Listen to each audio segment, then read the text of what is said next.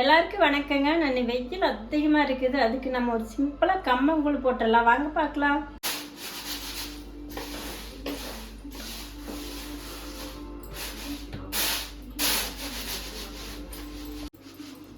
கம்பை ஊற வச்சு காய வச்சு நம்ம சுத்தம் பண்ணி வச்சுட்டாங்க. கம்பங்கூழ் செய்யறதுக்கு ஈஸியாக இருக்குது. நான் அது மாதிரி பண்ணி வச்சுக்கிறேன். அப்படியே மிக்ஸி ஜாடியில் போட்டு அரைச்சிக்கலாங்க.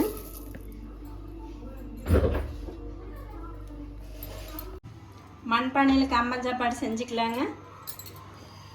மண் சட்டி வச்சுருக்கிற தண்ணி ஊற்றிக்கலாங்க.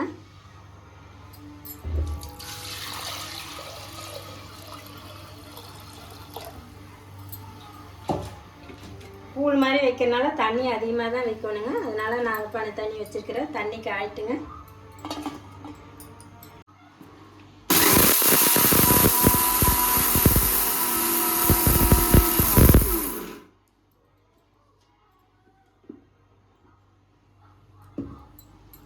குறை அரைச்சாச்சுங்க.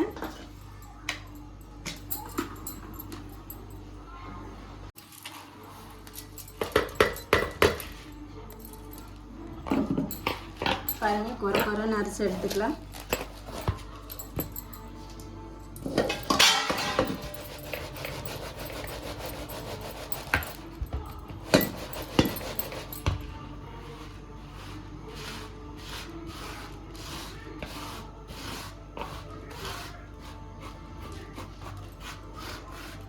இந்த மாதிரி குறைன்னு அரைச்சதை ஃபஸ்ட்டு தண்ணி காய்ச்ச தண்ணியில் போட்டு வேக வச்சுக்கலாங்க.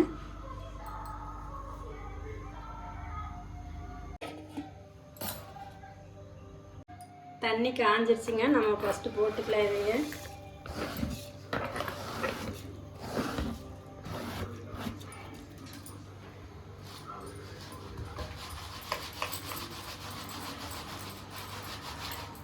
கம்பு போட்டாச்சு. கொஞ்சமாக உப்பு போட்டுக்கலாங்க.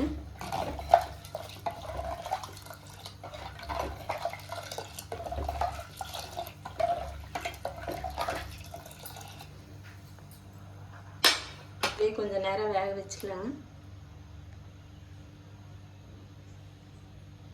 பாருங்க, நல்லா வெந்துருச்சு. வெந்ததுக்கு அப்புறம் நம்ம இந்த மாவை போட்டுக்கலாங்க. கம்பு மாவை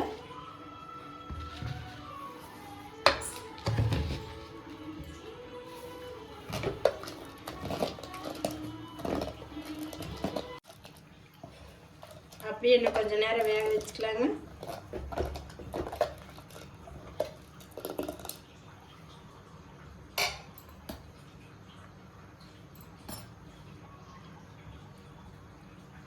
இது மாதிரி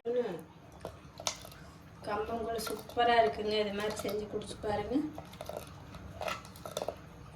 வெயிலில் கூழ் குடிக்கிறதுக்கு வெளியே போக முடியாது. வீட்லேயே நான் இது மாதிரி சிம்பிளாக செய்யலாங்க.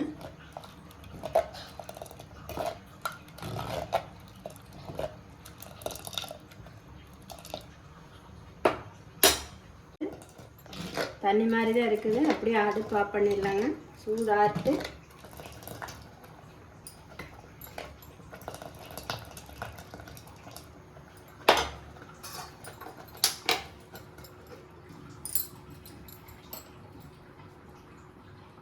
சூடாறிட்டுங்க. சூடாறினதுக்கப்புறம் கூழ் ரெடி பண்ணிக்கலாம். பாருங்க, நல்லா குழன்னு வெந்துருச்சு. சூடாறிச்சு. நம்ம ஒரு பாத்திரத்தில் மாற்றிக்கலாம்.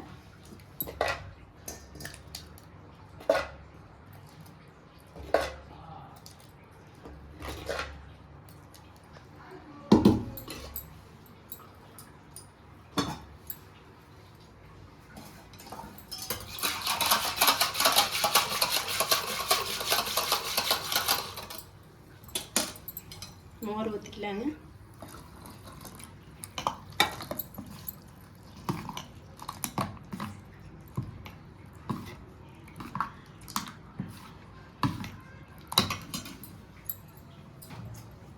கொஞ்சம் உப்பு போட்டுக்கலாங்க.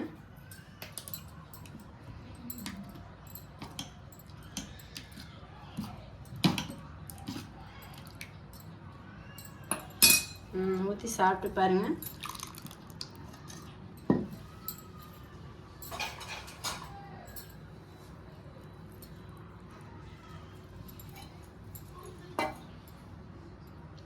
கம்மங்கூழ் ரெடி.